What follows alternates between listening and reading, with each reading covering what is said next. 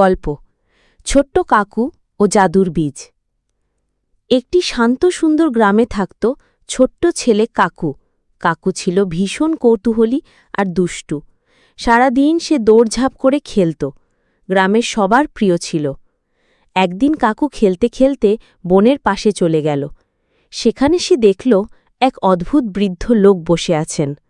বৃদ্ধ কাকুকে ডেকে নিয়ে বললেন, এই নাও একটা জাদুর বীজ, এটাকে মাটিতে পুঁতে দিও, তোমার সুখ আসবে।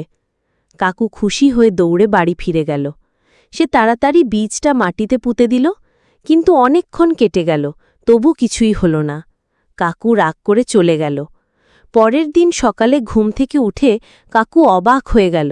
বীজ যেখানে পুঁতেছিল সেখানে একটা অদ্ভুত গাছ গজিয়েছে। গাছের পাতাগুলো রঙিন, ফুলগুলো ঝলমলে, যেন আলো ছড়াচ্ছে। এই খবর শুনে গ্রামের সবাই দেখতে এলো।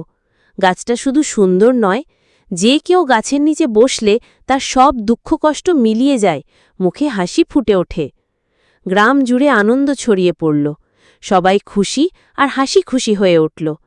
কাকুও আনন্দে বলল, সুখ শুধু নিজের জন্য নয়, সবার সাথে ভাগ করে নিতে হয়। এভাবেই ছোট্ট কাকুর জাদুর বীজ গ্রামের সকলের মুখে হাসি ফোটাল।